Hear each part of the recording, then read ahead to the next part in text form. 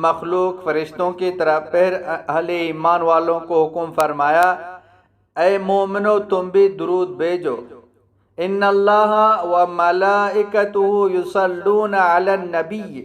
یا ایھا الذین آمنوا صلوا علیہ وسلموا تسلیما۔ بے شک اللہ تعالیٰ اور اس کے فرشتے رحمت بھیجتے ہیں ان پیغمبر پر، اے ایمان والو تم بھی آپ پر رحمت بھیجا کرو اور خوب سلام بھیجا کرو۔ حدیث شریف میں ہے کہ جب یہ آیات نازل ہوئی تو صحابہ کرام رضی اللہ تعالی عنہم اجمعین نے عرض کیا، یا رسول اللہ سلام کا طریقہ تو ہمیں معلوم ہو چکا، یعنی اتحیات میں جو پڑھتے ہیں السلام علیکہ ایھا النبی ورحمۃ اللہ، صلاۃ کا طریقہ بھی ارشاد فرما دیجیے۔ تو آپ صلی اللہ علیہ وسلم نے درود ابراہیمی سکھایا،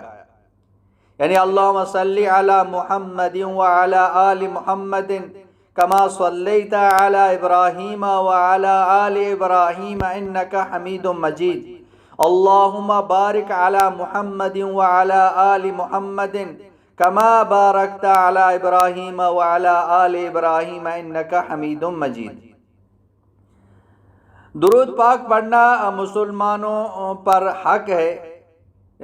درود پاک پڑھنا اہل ایمان پر نبی کریم صلی اللہ علیہ وسلم کا حق ہے۔ چنانچہ بالغ ہونے کے بعد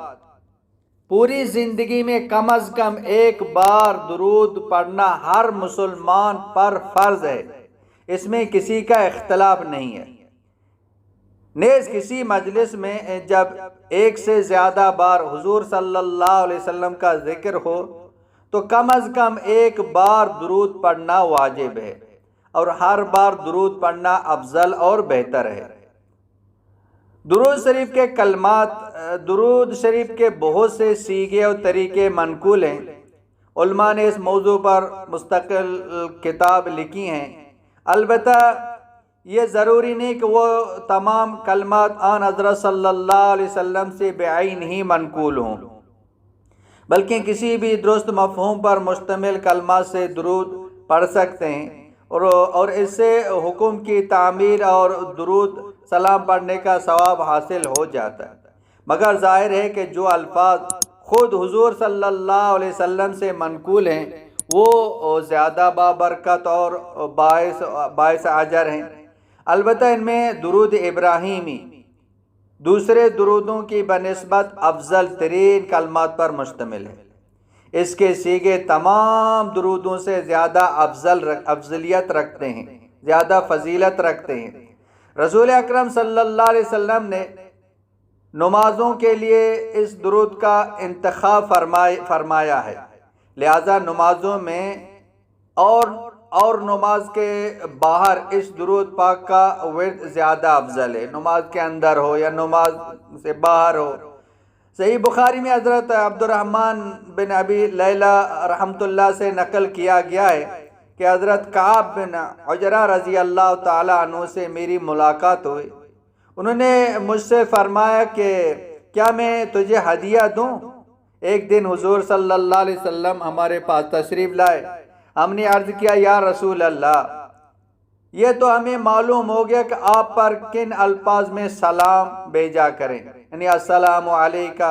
ورحمۃ اللہ وبرکاتہ، لیکن آپ پر درود کس طرح بھیجا کریں؟ ارشاد فرمایا کہ یوں کہا کرو، اللہم صلی علی محمد وعلی آل محمد کما صلیت علی ابراہیم وعلی آل ابراہیم انک حمید مجید، اللہم بارک علی محمد وعلی آل محمد کما بارکت علی ابراہیم وعلی آل ابراہیم انک حمید مجید۔ درود شریف کے فضائل، اللہ تبارک و تعالی درود پڑھنے والوں کو بہت سے انعامات اور فوائد سے نوازتے ہیں، اور مومنین کے آپ صلی اللہ علیہ وسلم پر درود پڑھنے کے بدلے میں اللہ تبارک و تعالی بڑھا چڑھا کر ان پر رحمتیں نازل فرماتے۔ امام نسائی روایت کرتے ہیں کہ حضرت عبداللہ بن ابی طلحہ اپنے والد سے نقل کرتے ہیں کہ آپ صلی اللہ علیہ وسلم ایک دن تشریف لائے تو آپ صلی اللہ علیہ وسلم کے چہرہ مبارک پر خوشی کے آثار تھے۔ میں نے کہا آج ہم آپ کے چہرے پر خوشی کے آثار محسوس کر رہے ہیں۔ تو آپ صلی اللہ علیہ وسلم نے فرمایا میرے پاس حضرت جبرائیل علیہ السلام تشریف لائے اور کہا اے محمد، اللہ تعالیٰ فرما رہے ہیں کہ کیا آپ اس بات سے خوش نہیں کہ جب بھی کوئی شخص آپ پر درود بھیجے تو میں اس پر 10 رحمتیں نازل کروں گا، اور جب بھی کوئی شخص آپ پر سلامتی بھیجے تو میں 10 سلامتی اس پر نازل کروں گا۔ حضرت ابو ہریرہ رضی اللہ تعالیٰ عنہ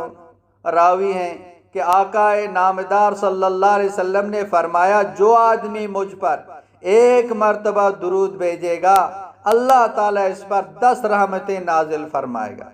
حضرت انس رضی اللہ تعالیٰ عنہ روایت کرتے ہیں کہ رحمت عالم صلی اللہ علیہ وسلم نے فرمایا جو آدمی مجھ پر 1 مرتبہ درود بھیجے گا اللہ تعالیٰ اس پر 10 مرتبہ رحمتیں نازل فرمائے گا، اس کے 10 گناہوں کو معاف کرے گا اور اس کے 10 درجے بلند کرے گا۔ حضرت عبداللہ بن مسعود رضی اللہ تعالیٰ عنہ راوی ہے کہ رحمت عالم صلی اللہ علیہ وسلم نے فرمایا قیامت کے دن لوگوں میں سب سے زیادہ مجھ سے قریب وہ لوگ ہوں گے جو مجھ پر اکثر درود پڑھنے والے ہیں۔ حضرت عبداللہ بن مسعود رضی اللہ تعالیٰ عنہ روایت کرتے ہیں کہ رحمت عالم صلی اللہ علیہ وسلم نے فرمایا اللہ تعالیٰ کے بہت سے فرشتے جو زمین پر سیاحت کرنے والے ہیں میری امت کا سلام میرے پاس پہنچاتے ہیں۔ اس روایت کے تشریح میں علامہ قطب الدین خان دہلوی مظاہر حق میں لکھتے ہیں کہ اس حدیث کا تعلق ان لوگوں سے ہے جو روضہ اقدس سے دور رہتے ہیں اور انہیں روضہ مقدس پر حاضری کا شرف حاصل نہیں ہوتا۔ چنانچہ ایسے لوگ جو رسول اللہ صلی اللہ علیہ وسلم پر قلیل یا کثیر تعداد میں سلام بھیجتے ہیں تو فرشتے ان کا سلام بارگاہ نبوت میں بصد عقیدت و احترام پیش کرتے ہیں۔ اپنے محبوب کے روضہ اقدس پر حاضری کے سعادت سے نواز رکھا ہے۔ جب وہ بارگاہ نبوت میں سلام پیش کرتے ہیں تو رسول اللہ صلی اللہ علیہ وسلم تک پہنچانے کے لیے فرشتوں کی ضرورت نہیں ہوتی، کیونکہ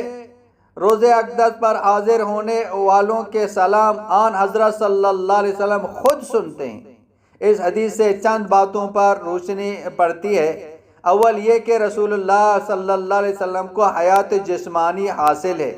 جس طرح آپ صلی اللہ علیہ وسلم کو اس دنیا میں زندگی حاصل تھی اس طرح آپ صلی اللہ علیہ وسلم کو قبر میں بھی زندگی حاصل ہے۔ دوم یہ کہ رسول اللہ صلی اللہ علیہ وسلم کی امت کے لوگ جب آپ صلی اللہ علیہ وسلم پر سلام بھیجتے ہیں تو آپ صلی اللہ علیہ وسلم خوش ہوتے ہیں،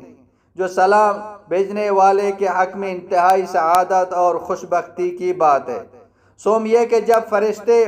کسی امتی کا سلام بارگاہ نبوت میں پیش کرتے ہیں تو اس کا مطلب یہ ہوتا ہے کہ سلام قبولیت کے درجے کو پہنچ گیا ہے، اور اگلی حدیث سے معلوم ہوتا ہے کہ آپ صلی اللہ علیہ وسلم سلام بھیجے والے کے سلام کا جواب بھی دیتے ہیں۔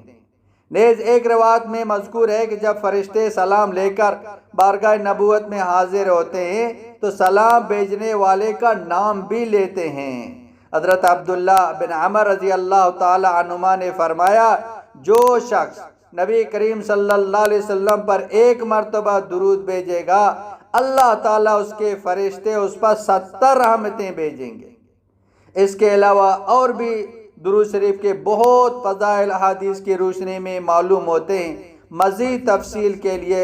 شیخ الحدیث مولانا محمد زکریہ رحمۃ اللہ علیہ کی کتاب فضائل درود شریف ملاحظہ فرمائیں۔ فقط واللہ اعلم۔ مولانا عبدالحکیم اسحاق آفیشل کو سبسکرائب کریں، بیل آئیکن کو کلک کریں، لائک شیئر کمنٹ کریں تاکہ ہر آنے والی ویڈیو آسانی سے تمہیں مل سکے۔